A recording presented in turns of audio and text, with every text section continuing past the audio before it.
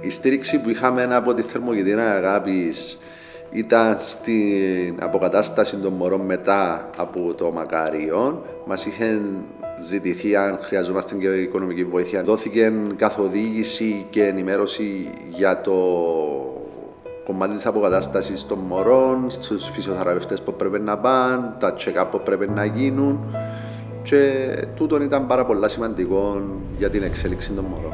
Θεωρώ ότι η Θερμοκηδεία Αγάπης, το έργο της είναι πολύ σημαντικό.